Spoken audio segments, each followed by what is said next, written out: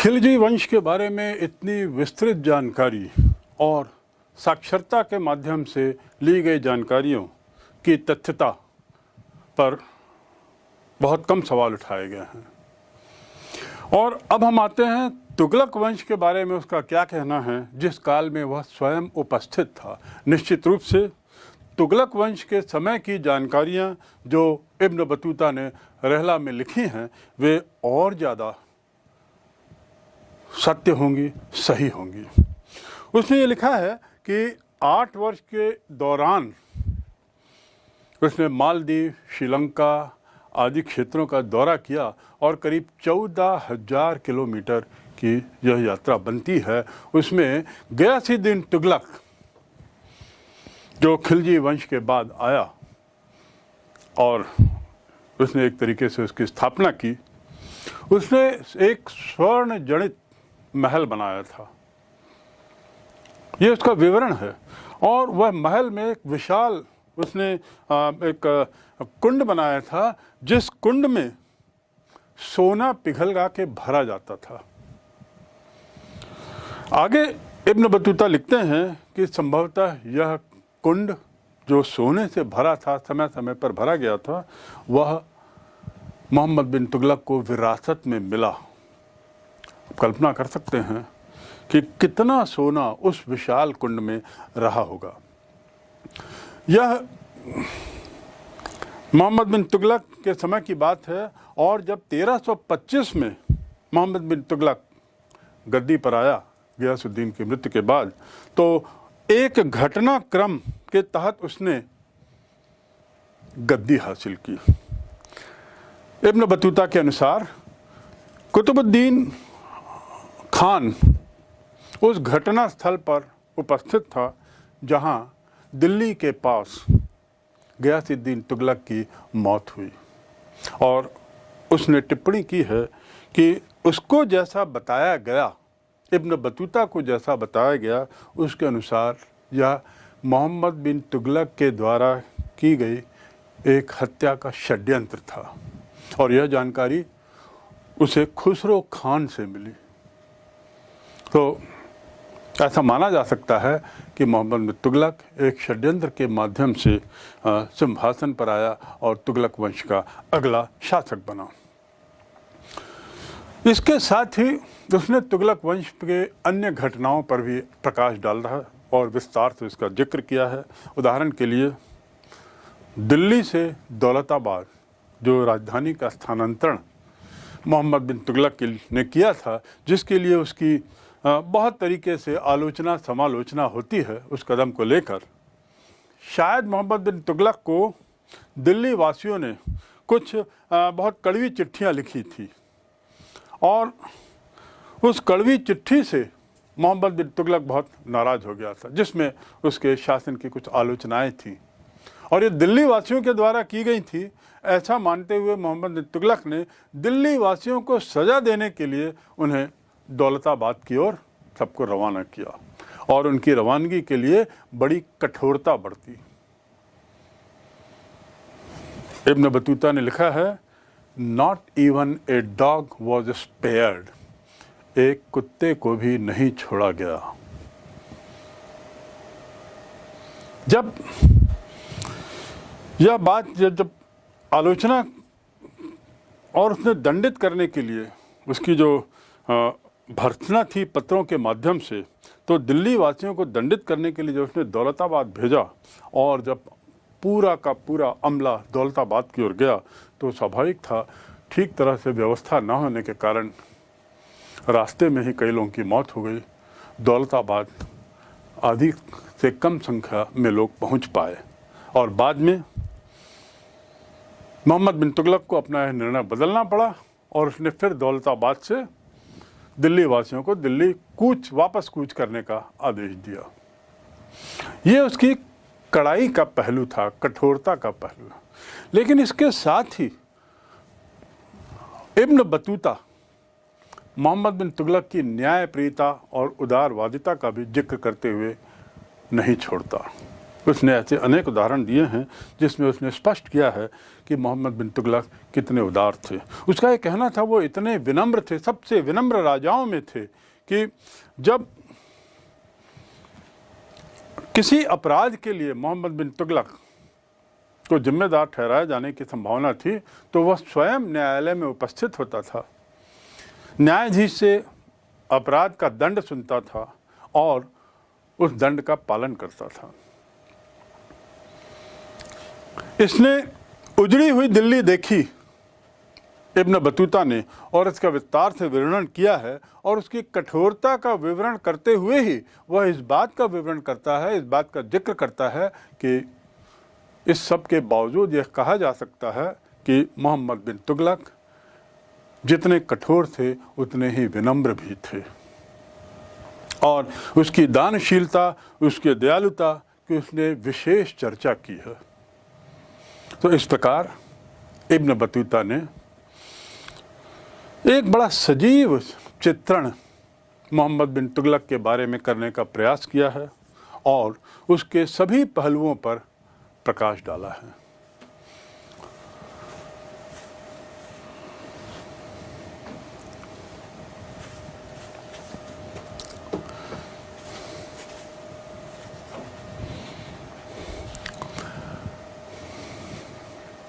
दौलताबाद स्थानांतरण और मोहम्मद बिन तुगलक के व्यक्तित्व के चित्रण के साथ ही इब्न बतूता ने इस बात को बारंबार लिखा है कि तत्कालीन समाज में, शासन व्यवस्था में परस्पर विरोधाभास था और कुछ ऐसे गुट भी थे जो राजा के, तत्कालीन सुल्तान के विरोधी भी थे। ऐसे तत्व भी विद्यमान थे जो मोहम्मद बिन तुगलक के पक्ष में नहीं थे। इतिहासकारों को ये सब जानकारियां जो इब्न बतूता की पुस्तक से मिलती हैं उसमें बड़ी मदद मिलती है और इसीलिए मध्यकालीन भारत के मध्यकाल को, तुगलक काल को और खिलजी वंश के बारे में जानकारी लेने में यह पुस्तक अत्यधिक सहायक है। 1341 में इब्न बतूता ने लिखा है कि उसे मालूम हुआ कि चीन के सम्राट ने मोहम्मद बिन तुगलक को एक अनुरोध भेजा है, एक राजदूत के माध्यम से, चीनी राजदूत के माध्यम से एक अनुरोध आया है कि हिमालय प्रदेश में जो कुछ बौद्ध मंदिर हैं उसके जीर्णोत्थान की अनुमति दी जाए, उसको ठीक करने की, उसका नवीनीकरण करने की, उसको सुधारने की, जो मंदिर अत्यंत प्राचीन हो गए हैं उनको सुधारने की अनुमति के साथ चीन के सम्राट ने अपने राजदूत को इसके दरबार में भेजा था और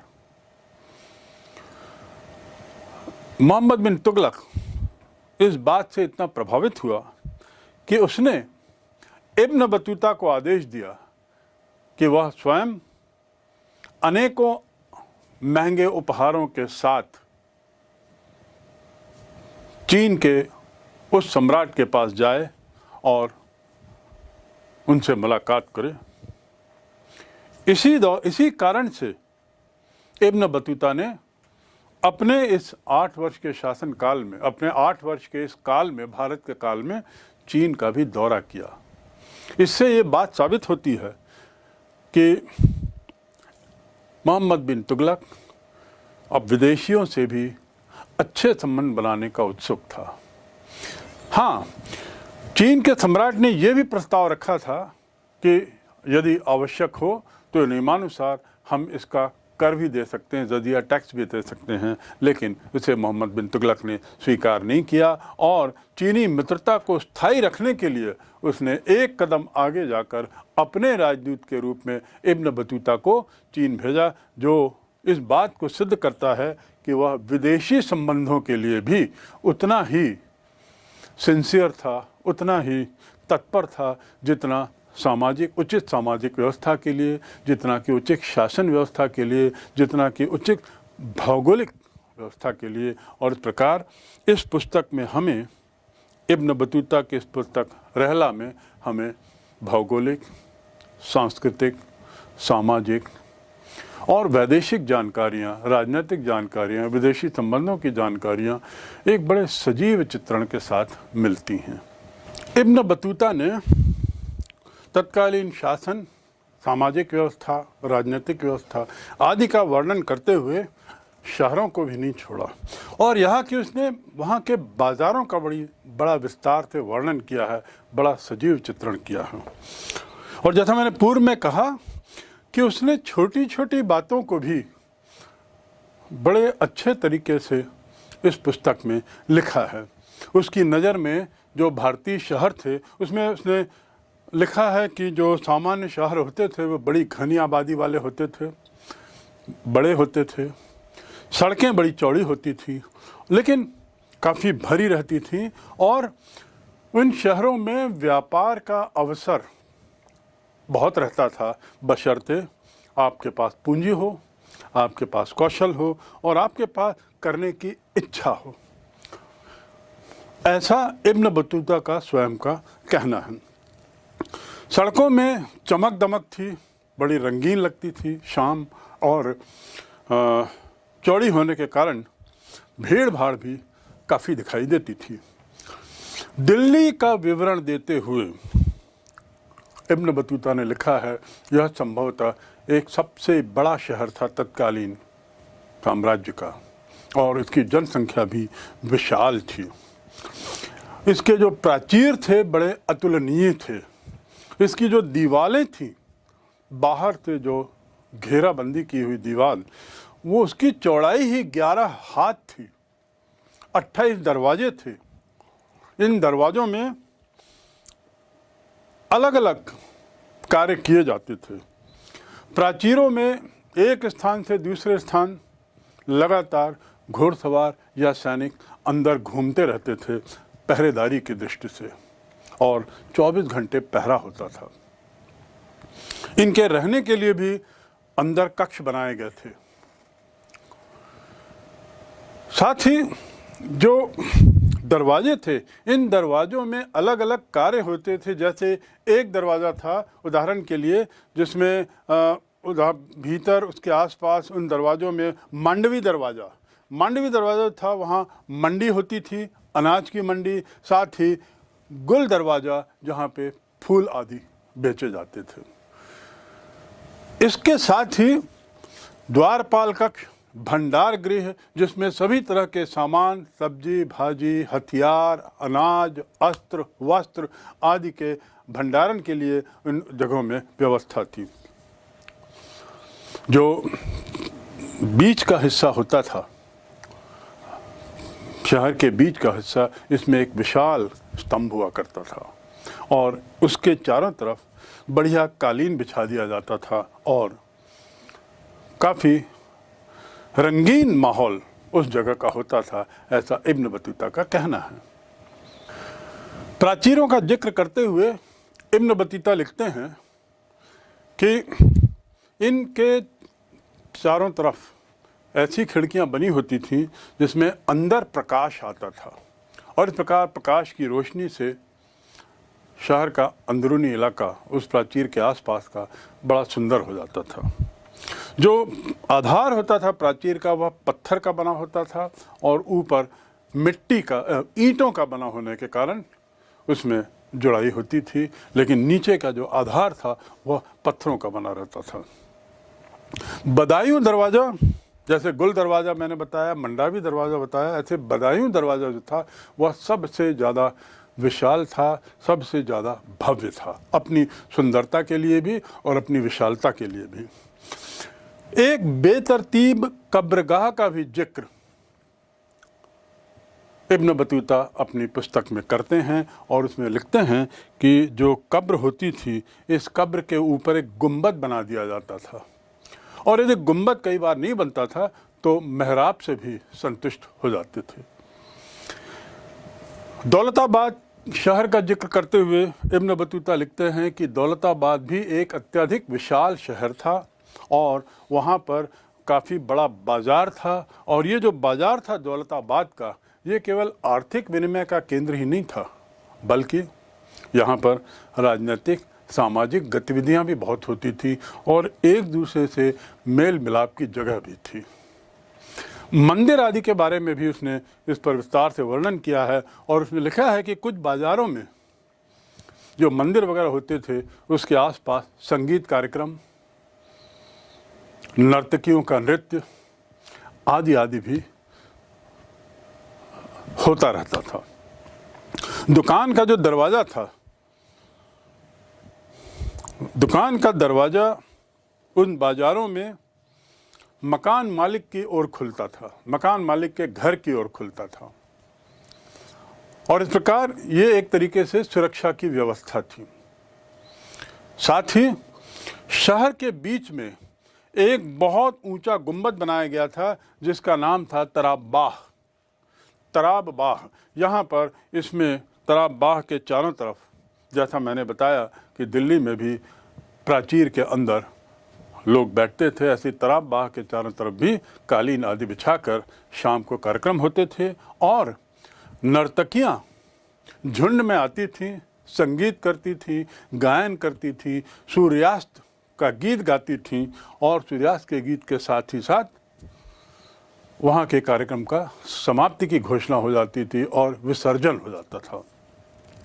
बाजार के मध्य में जो गुंबद था, वो गुंबद में हर गुरुवार को इबादत के बाद ये सब कार्यक्रम होते थे। यानी एक तरीके से एक व्यवस्था, इस पूरे बातचीत से, इस पूरे विवरण से ऐसा दिखता है कि मोहम्मद बिन तुगलक के काल में एक व्यवस्था काम कर रही थी और हर कार्यक्रम के लिए, हर चीज़ के लिए दिन आधारित थे, कार्यक्रमों के लिए जगह सुनिश्चित थी, जो वास्तु रचनाएं हैं, जो शिल्प हैं, इसके स्थान निश्चित थे, इसकी कलाकारी निश्चित थी और यह इस सब बात की ओर इंगित करती है कि मोहम्मद बिन तुगलक के समय के शासन में एक सुनिश्चित व्यवस्था थी। अंत में इस शहरी विवरण को देते हुए इब्न बतूता कहते हैं कि शहर में एक जीवन था और शहर स्वयं में जीवंत थे, ऐसा उसने अनुभव किया। इब्न बतूता ने अपनी पुस्तक रहला में, जैसा मैंने पूर्व में बताया, एक विस्तृत विवरण दिया है। उसी क्रम में चलिए अब हम उसके द्वारा दिए गए शहरों के चित्रण के बारे में थोड़ा बात करें। उसने शहरों के लिए लिखा है कि शहर जो थे वे ऐश्वर्यता से भरपूर थे, संपन्नता और संपदा तीनों में शहर बहुत रिच थे। साथ ही उसमें सभी तरह की सुख सुविधाएं थी यात्रियों के लिए, लोगों के लिए और उन शहरों में पर्याप्त मनोरंजन का साधन भी था। यानी शहरी जनता के लिए आमोद प्रमोद, मनोरंजन आदि के लिए इब्न बतूता ने जो लिखा है, तत्कालीन शासन ने पर्याप्त व्यवस्था की थी। संपन्नता का श्रेय वह गांवों को देता है। इब्न बतूता ने लिखा है कि जो शहरों की जो संपदा है, शहरों की जो संपन्नता है, इसकी यदि गहराई पर जाएं तो मालूम पड़ेगा कि गांव से जो अभिषेक के रूप में जो संपत्ति का एक बड़ा भाग शहर को मिलता है, उस भाग से, संपत्ति के उस भाग से शहरों में ऐशो आराम, शहरों में विभिन्न तरह की सुविधाएं, मनोरंजन, आमोद प्रमोद के साधन दिए जाते थे। तो ग्रामों के योगदान को इब्न बतूता ने पढ़ा है, समझा है और शहरों की संपन्नता का श्रेय ग्रामों को दिया है।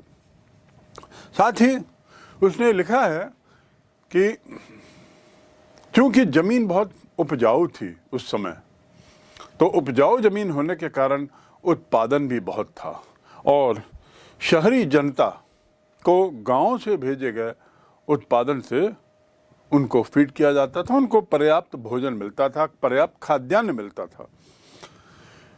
एशियाई देशों से संबंध की बात भी इब्न बतूता ने लिखी है और उसने लिखा है कि मध्य एशिया मध्य पूर्व एशिया के देशों से इनके अच्छे संबंध थे, साथ में वहाँ भारतीय माल की बहुत मांग थी।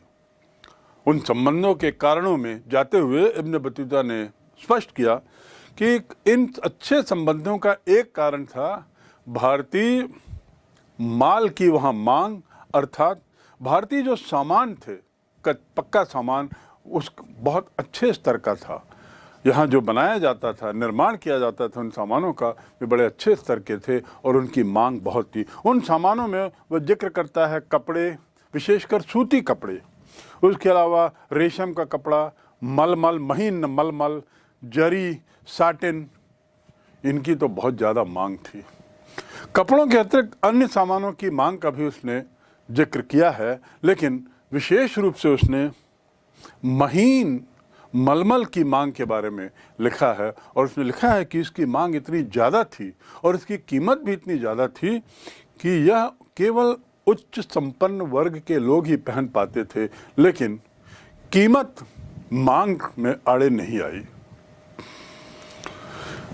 शिल्पकार, इसको बनाने वाले और व्यापारी, इन सामानों को लाने ले जाने वाले, इनको बहुत लाभ हुआ और ये काफ़ी माला माल हुए, ऐसा इब्न बतूता ने लिखा है। निष्कर्ष ये है कि उस समय का तत्कालीन भारत तुगलक काल का, खिलजी काल का बहुत संपन्न था और इस संपन्नता को इब्न बतूता ने बखूबी अपनी इस पुस्तक रहला में बारंबार, एक बार नहीं बारंबार उसको लिखा है। जमीन के उपजाऊ होने के कारण जो कृषि है वह शहरी सभ्यता को या शहरी जनसंख्या को संभाल सकती थी और गांव से ये सब सामान शहर भेजा जाता था। अब हम आते हैं इब्न बतूता के दिए गए सड़क और संचार व्यवस्था के बारे में, उसके विवरण। आखिर इब्न बतूता क्या कहते हैं?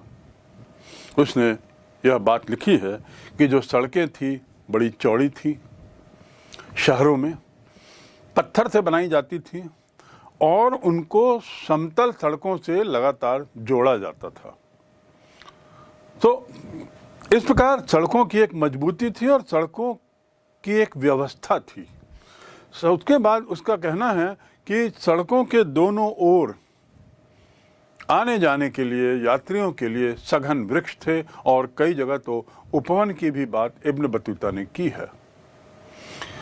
इसके अलावा अन्य सुविधाओं का जिक्र करते हुए इब्न बतूता कहते हैं कि ये सड़क मार्ग ही था जिसके आधार पर तत्कालीन डाक व्यवस्था, जो दो प्रकार की थी, वह बड़े सुचारू रूप से चल रही थी।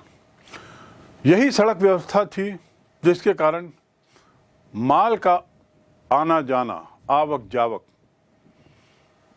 इतने अच्छे तरीके से होता था और व्यापारियों को, शिल्पकारों को लाभ मिल रहा था। दूसरे शब्दों में तत्कालीन शासन ने, तुगलक शासन ने, खिलजी शासन ने सड़क व्यवस्था की अहमियत को, थल मार्ग की अहमियत को मानते हुए उसे अपने शासन व्यवस्था में उचित स्थान दिया था और पर्याप्त सड़कें बनाई थी। अब चलते हैं हम डाक व्यवस्था पर। डाक की बात करें तो इब्न बतूता ने बड़े रोचक विवरण कुछ दिए हैं और उसका कहना है कि डाक व्यवस्था दो प्रकार की थी। एक तो थल मार्ग से पैदल डाक और दूसरी अश्व मार्ग से। ये जो अश्व डाक व्यवस्था थी, इसकी तुलना में पैदल की डाक व्यवस्था ज़्यादा त्वरित थी। उसमें ज़्यादा तेज गति से जो भी सामान या चिट्ठी पत्री या अन्य सूचनाएं भेजना हो वह पहुंच जाती थी और उसके पहुंचने का तरीका, डाक व्यवस्था का विवरण भी उसने बड़े बखूबी किया है। वो बताते हैं इब्न बतूता कि शहर जो होते थे उसके बाहर 3 पंडाल लगा दिए जाते थे, हर शहर के बाहर, और उस पंडाल में ऐसी व्यवस्था थी कि उन पंडालों में अलग अलग काम के लिए सुबह से बैठ जाते थे। जो पैदल डाक वाले थे या अश्व वाले थे, पैदल वाले अपने साथ एक हाथ में 2 हाथ लंबी छड़ी लेके रखते थे और दूसरे हाथ में जो सामान पहुंचाना है उसे, और बड़ी तीव्र गति से चलते थे। और लगभग 1 मील का 1/3 हिस्सा चलने के बाद दूसरा पड़ाव आता था, जिसे पड़ाव कहते थे, और वहाँ पर बैठे हुए व्यक्ति को वह सामान दे दिया जाता था। और जो हाथ में जो छड़ी थी, उसका तात्पर्य यह है कि उस छड़ी को बजाते हुए, जोर जोर से हिलाते हुए, उसको बजाते हुए पूर्व में ही आगे पड़ाव के डाक कर्मचारी को ये सूचना हो जाती थी कि डाक आने वाली है, और इस प्रकार वह पूर्व से ही तैयार हो जाता था। शायद इसी घंटी व्यवस्था और छड़ी व्यवस्था के कारण ही इब्न बतूता ने कहा है कि ऐसा लगता है कि डाक व्यवस्था का यह पैदल चलने का प्रकार अर्थव्यवस्था से ज़्यादा बेहतर था। और उसने जिक्र भी किया है कि जो दूरी सामान्यतया 50 दिन लगती थी, जो समय दिल्ली पहुंचने में, डाक व्यवस्था में वह सामान 5 दिन में पहुंच जाता था। बड़े आश्चर्य की बात। यानी आप कल्पना कर सकते हैं कि कितनी तीव्र गति से डाक व्यवस्था का संचालन होता था। 24 दिन में धार से दिल्ली, धार मध्य प्रदेश में है, इंदौर के पास, वहाँ से दिल्ली 24 दिन में। इसके साथ ही दौलताबाद 40 दिन का। ये तो चलने की स्पीड थी, लेकिन अन्यथा यदि वो डाक व्यवस्था की बात करें तो रफ्तार बहुत तेज थी। संचार व्यवस्था से वो इतना प्रभावित था कि उसने उसका बारंबार जिक्र किया है और कहा है कि व्यापारिक काम के लिए विशेष प्रबंध किए गए थे। यानी जैसा मैंने पहले कहा आपको कि सड़क व्यवस्था, सड़क की उपलब्धता और सड़कों की गुणवत्ता पर विशेष ध्यान दिया गया, ताकि उसका बहुत से जो उसके उद्देश्य हैं वो पूरे सुचारू रूप से किए जा सकें। उसमें एक व्यापारिक उद्देश्य भी था। इसमें व्यापारियों के काम के लिए विशेष प्रबंध किए गए थे, सराय बनाए गए थे, विश्राम घर बनाए गए थे, और डाक प्रणाली के माध्यम से सूचनाएं, सामान पड़ाव दर पड़ाव होते हुए उसके गंतव्य स्थल पर पहुंचाया जाता था। इब्न बतूता लिखते हैं कि उधारी में भी काम होता था, और उसकी सूचना भी व्यापारी लोग इसी व्यवस्था के तहत पहुंचाते थे। कई बार आधा माल पहुंचाते थे और आधे की व्यवस्था की सूचना भी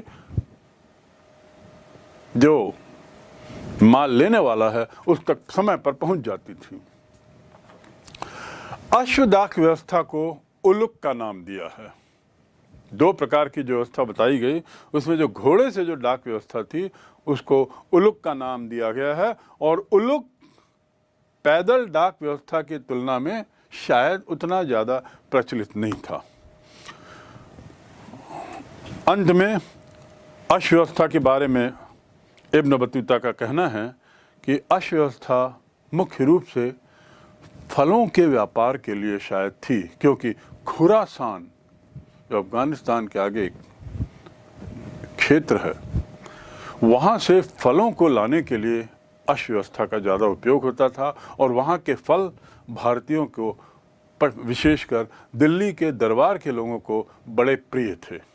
तो इस प्रकार डाक व्यवस्था का विस्तृत विवरण, संचार व्यवस्था का विस्तृत विवरण, सड़क व्यवस्था के बारे में जानकारी, शहरों के बारे में जानकारी आदि आदि, ना जाने रहला में कितनी अन्य जानकारियाँ और दी गई हैं, जिसको इतिहासकार पढ़ते हुए, उसका अध्ययन करते हुए इस काल के बारे में और बेहतर समझने का प्रयास कर रहे हैं।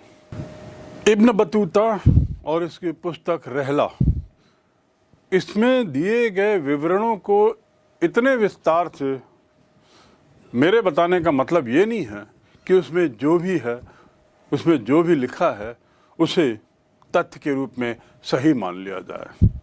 सच्चाई तो ये है कि इतिहासकारों ने समझ लिया है कि इस पुस्तक की भी अपनी सीमाएं हैं। यद्यपि यह तत्कालीन समाज की, तत्कालीन राजनीतिक व्यवस्था की, तत्कालीन शासन की और मोहम्मद बिन तुगलक के काल की सर्वश्रेष्ठ वृत्तांत की पुस्तक है।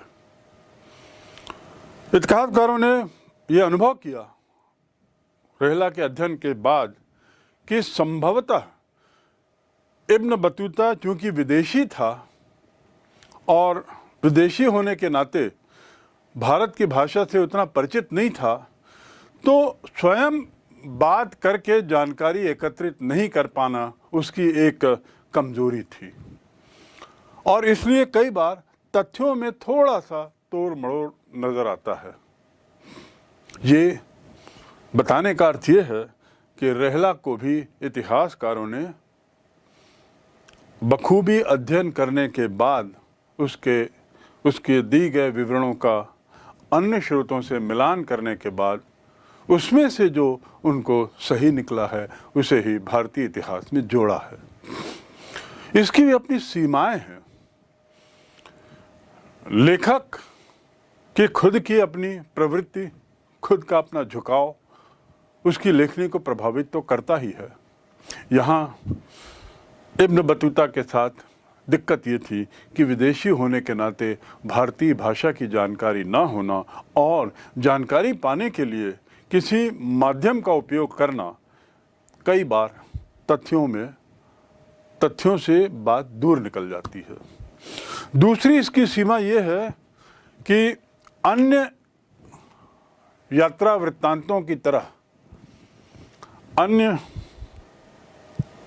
यात्रियों के वर्णनों की तरह इसमें भी देखा गया है कि क्रमबद्धता पर कोई विशेष ध्यान इब्न बतूता ने नहीं दिया है, घटनाओं की क्रमबद्धता पर। यानी जब जैसा उसको मन आया उसके अनुसार उसने अपनी कलम चलाई है, उन विषयों पे कलम चलाई है और इस बात का ध्यान नहीं रखा है कि उसका जो क्रोनोलॉजिकल ऑर्डर है, जो वर्षों की जो क्रमबद्धता है वह बनी रहे।